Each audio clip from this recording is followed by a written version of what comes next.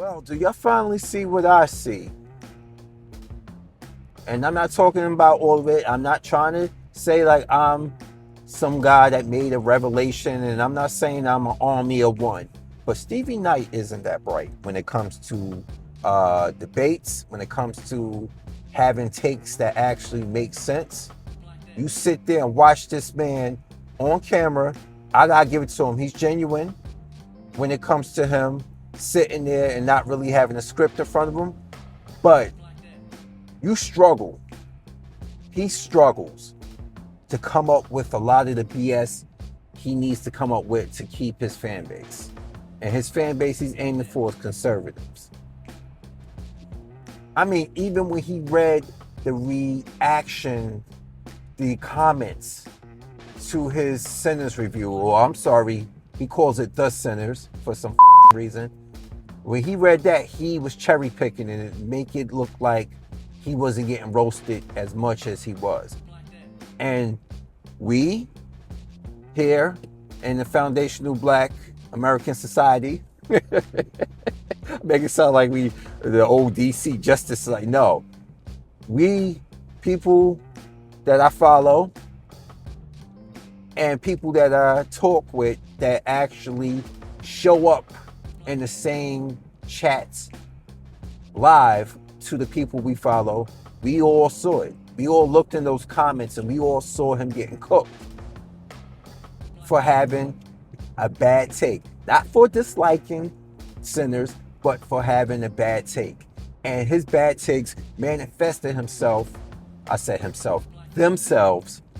during the debate with ABBA. And then aren't debates something where on a public view or public forum, two people present their ideas or their opinions, and the winner of the debate basically is in the eyes of the people who've watched it, and they feel like, all right, this landed. ABBA landed a lot more than Stevie landed.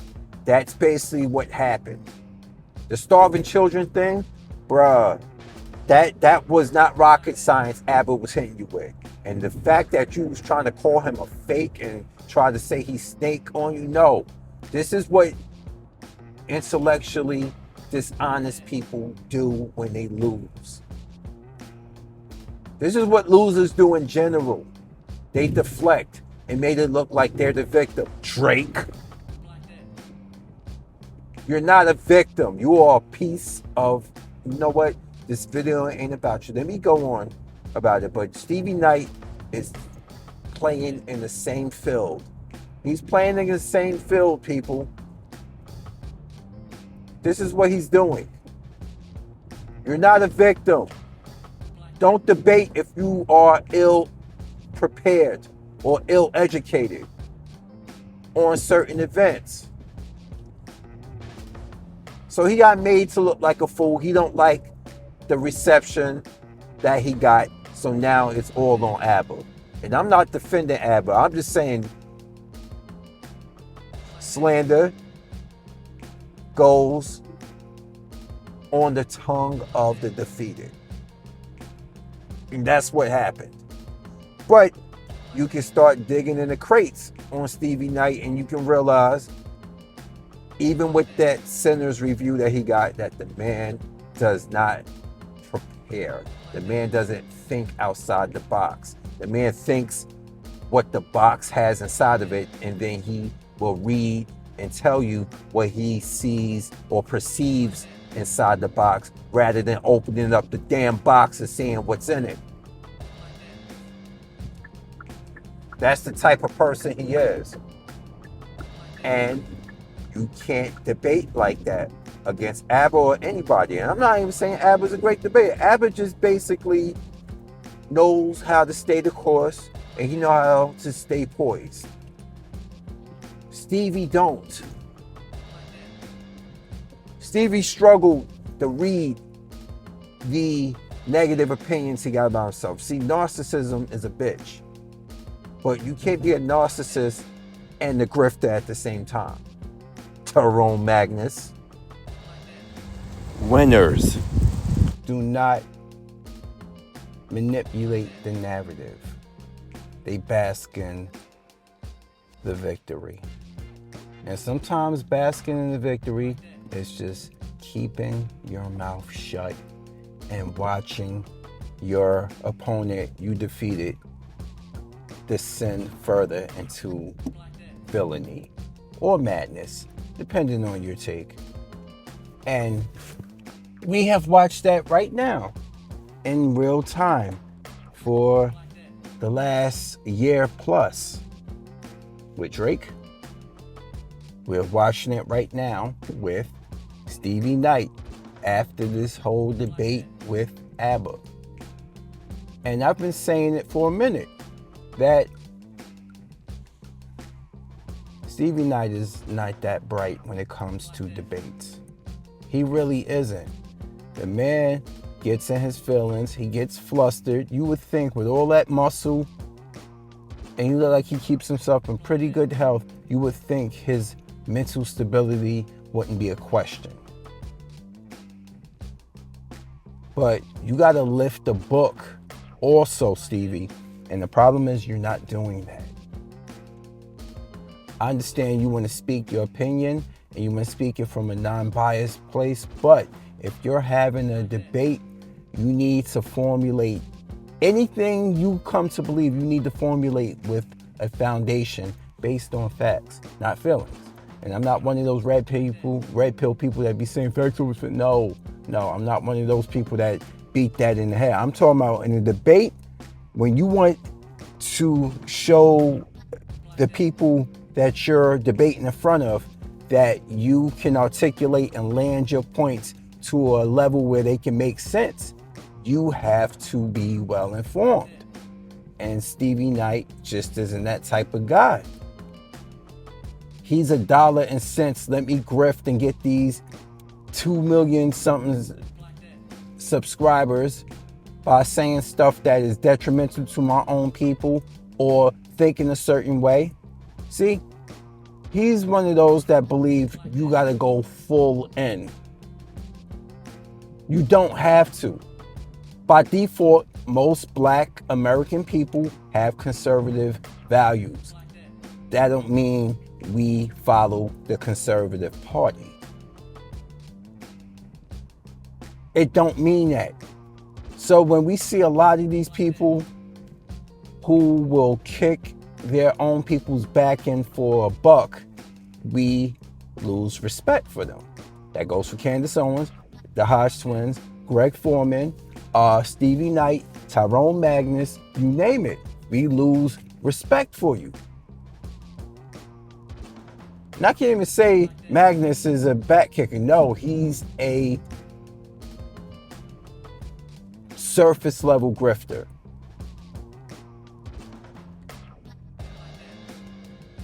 He is. Anybody who's joining in on the empathy policing that Black people have had to endure for the last few weeks over Charlie Kirk, you need to be talked to. And damn it, I'm gonna do it. I don't care if you hear this or not. I have to put it out there. A lot of you need to be talked to in a sense like, you know what? I know you've heard the things he said. Do not try to say it was out of context because you're full of it. And if you believe a lot of the stuff he said about us, you really need to just basically punch your ticket and go elsewhere with that. I'm not playing. You should be ashamed of yourselves. Yes, we should all hold each other accountable. There's no way in hell I am going to kick my own people's back end just because it's the cool thing to do for some pats on the head and a few good graces that you think you're going to get into. But you're on borrowed time. And you don't even see that coming, do you? You know, I really thought I was done with this video. But then, Watch TV came into my suggestion box. Well, I'm subscribed, so let me stop fronting. And he is reacting to Stevie Knight's reaction. And as always, like clockwork, guess what? This man always goes to saying there's no talking to black people. You see, it's that cognitive dissonance that we don't like about you. This is why you can sit up here on the video and say, well, they call me all these things. They call me coon, they call me bootlicker, they call me that because my thoughts went that. And it ain't about blackness. I had to get away from victimhood. And Watts brought up a interesting view and question. Why every time the liberals basically are, why are liberals called victims? The biggest victims I've seen are, and I'm going to be honest with you, angry, conservative white men are the biggest victims I've ever seen in my life.